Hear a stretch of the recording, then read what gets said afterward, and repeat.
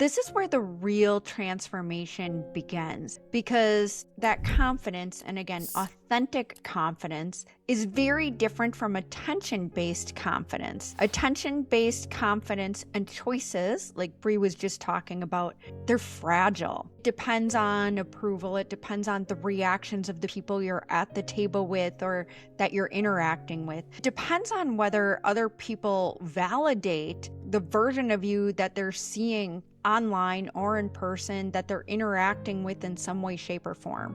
And authentic confidence functions completely differently. Authentic confidence says, I know who I am. My sense of worth doesn't rise and fall based on someone else's opinion. You are human. I am human. We are still going to ask other people questions sometimes that may seem like a lack of confidence, and it's not. It's asking questions because we're still human, right? So let's see what some of those questions might look like. Attention-based confidence might ask, do people like me? Do people think I look good in this? Authentic confidence asks, am I showing up as myself today? Do I respect myself? Do I feel good? Because when people align and begin building that kind of confidence, several things start shifting in their lives, which we've talked about, right? You're setting stronger boundaries. You're not chasing validation. You're choosing relationships based on authenticity instead of performance. That's what this episode is about.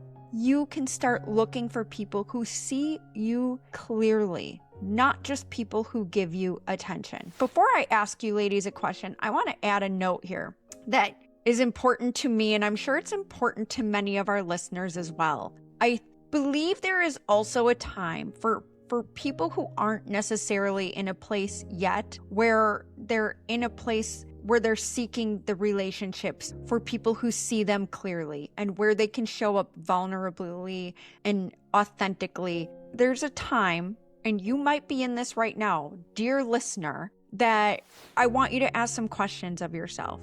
Are you a serial dater? Are you capable of being alone? Because very oftentimes we can find ourselves going from relationship to relationship or dating multiple people at the same time, which I'm not saying is wrong. I'm just saying if you're constantly seeking that attention and you're trying to be in a relationship, but you don't give yourself breathing room between relationships, are you showing up authentically as yourself in those relationships? And I'm not sure what I'm trying to say is coming through clearly, but I hope it is. If you're in a state where you're scared to be alone and you're going, again, from dating multiple people or relationship to relationship, and you're not taking any downtime, and if you're really honest with yourself, you're scared to be alone, you need to ask yourself some of these questions that we're talking about on this episode today. Am I respecting myself? Am I radically valuing myself? Am I choosing me first? That is great wisdom, Jenn. Really good. Good advice. It's all part of this, right? Yes, it sure is. I couldn't agree more. That really landed for me. I think I've done the most healing and fallen in love with myself by spending time with myself in solitude and being able to really get to know who I am authentically without all the noise or people telling me who I should be or what makes them happy and trying to appease to that. So I love that you brought that up. I thought that was really well said and landed for me really, really deeply. Grateful it made it through. Yeah. And I think that point of, spending time with yourself is so important, to get comfortable with the person that you are before you can. It's like cleansing the palate, right? Before you can get into the next relationship. Yes. It's just figure out who this one is right here. Yeah.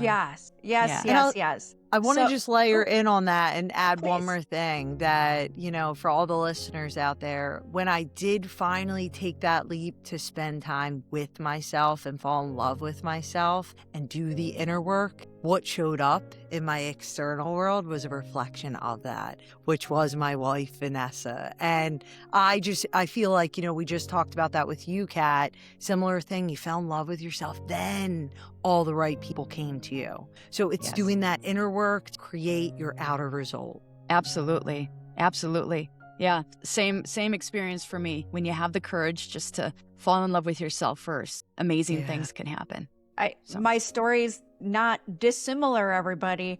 I genuinely got comfortable for the first time in my life loving me. I was enough. I was whole. I didn't need that attention from somebody else. I was not seeking love. And I wasn't seeking any relationship, quite honestly. But then it showed up, this authentic relationship. That's everything we're talking about in this episode. So if you're, listening to all three of us, to get comfortable with yourself, radically value yourself. I'm going to say that 100 times now that Brie gave it to us. So good. So good. Be authentic with yourself. Be comfortable being your rawest version with yourself so that you can show up that way with other people. Even if you have 3-foot walls, even if it's hard to be, intimate with your feelings, you can get there. But unless you're true to yourself first, it's going to be real challenging. So let me ask you both one more question before we wrap up this episode. Brie, when someone truly has grounded confidence, the kind that isn't chasing attention, how does that change the way they show up in relationships? And I feel like you touched on this a little, but give us a little more. Yeah. So first, they're not performing anymore. They're not trying to impress, prove their worth, or constantly seek reassurance. Instead, they're able to show up as their authentic self. That creates a completely different energy in a relationship, one that feels calmer, more honest, and more emotionally safe. When you're grounded in who you are, you're almost much clearer about your values and your boundaries. You're not willing to sacrifice your self-respect just to keep someone's attention. And that clarity tends to attract healthier dynamics because you're choosing connection from alignment rather